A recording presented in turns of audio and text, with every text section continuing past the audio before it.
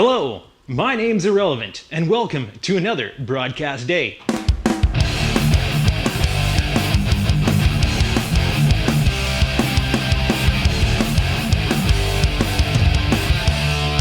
Now, I know all you all were fixing to see some pancakes today, but unfortunately, I had some ground beef that I needed to use up before it gets too long in the tooth.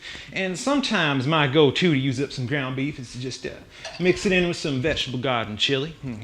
Product placement much? Gets you a nice balance of both worlds, vegetables, beef, whatever. And I like to enjoy that with a little bit of cornbread.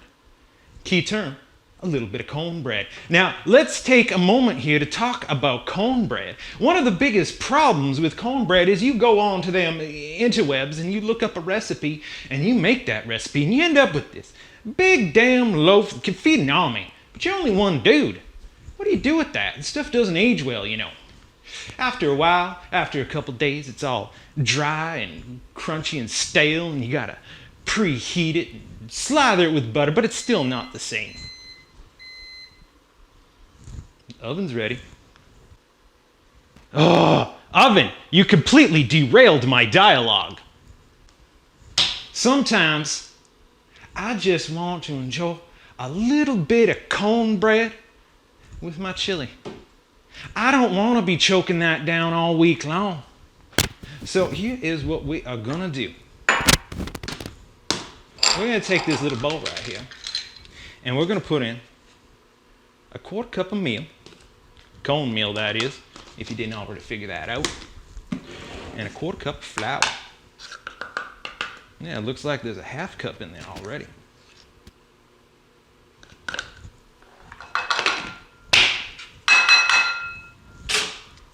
Now, we get a teaspoon of some of this here magic powder.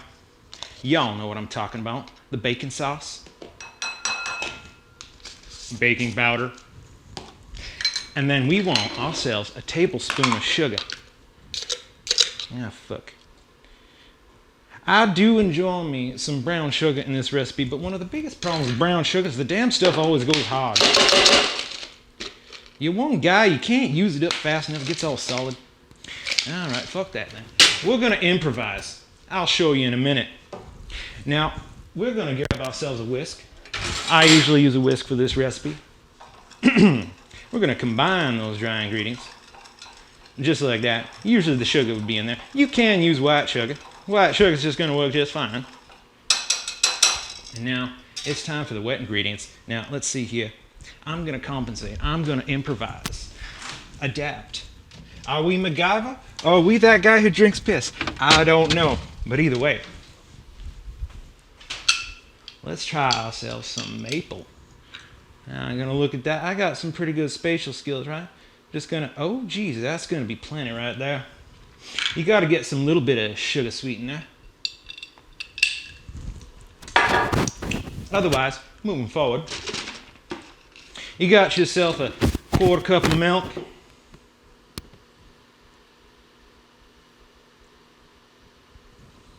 Oh yeah, just like that.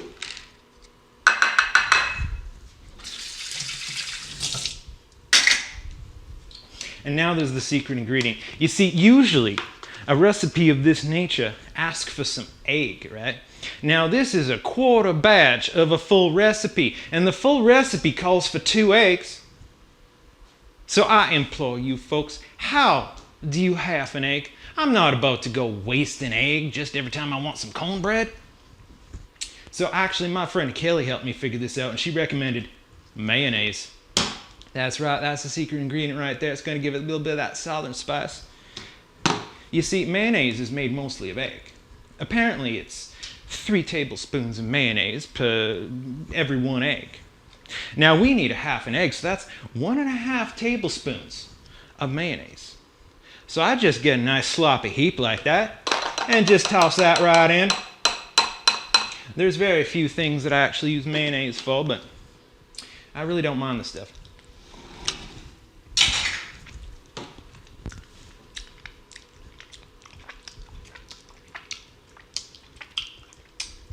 Is this what it feels like to be a dog eating peanut butter?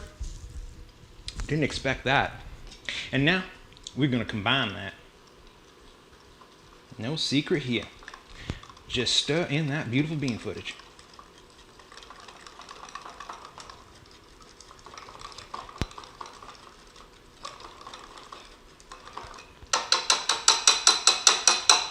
It looks a bit more wet than I usually remember it.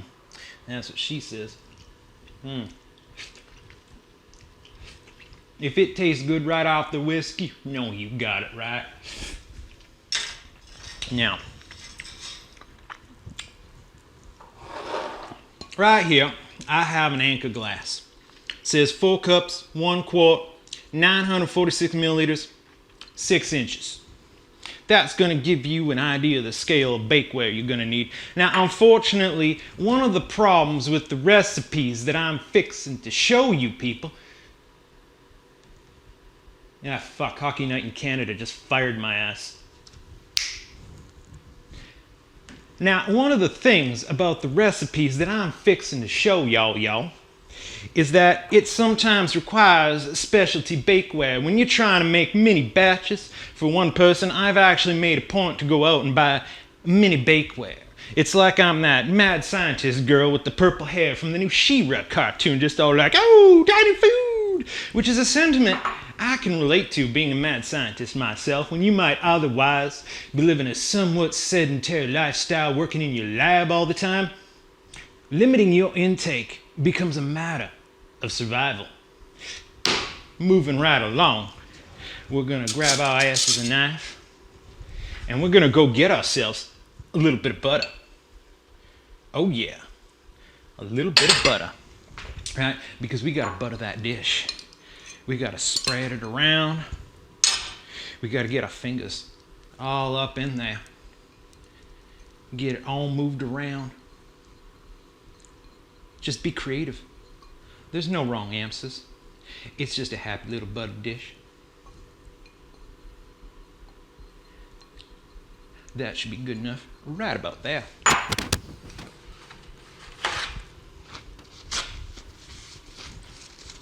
Now we're gonna go ahead. I wasn't quite prepared for this. And we're gonna just pour that in there. Oh yeah.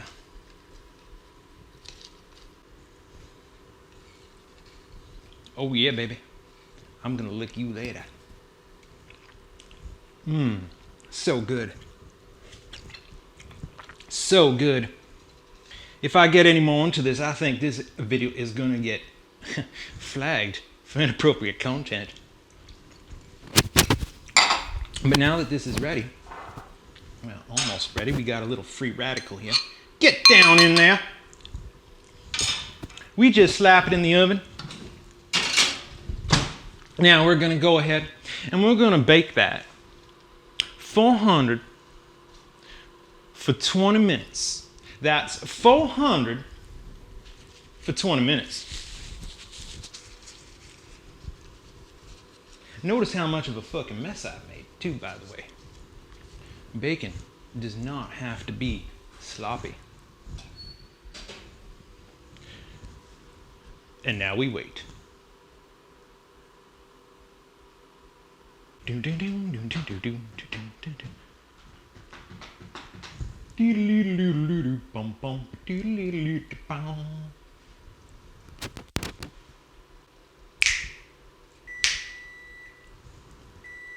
Missed it by that much. Dinner's ready. I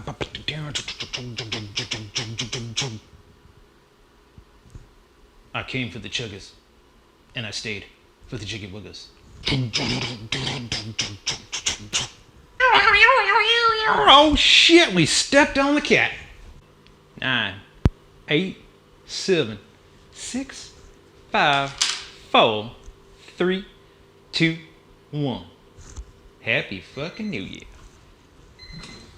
Now, when it's all said and done, it's gonna look a little something like this.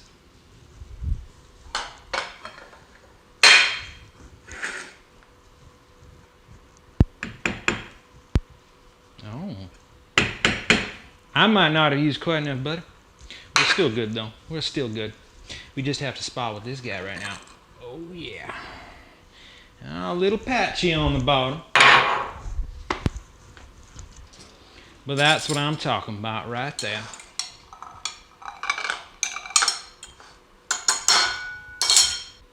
Oh, we gotta take a photo for Instagram.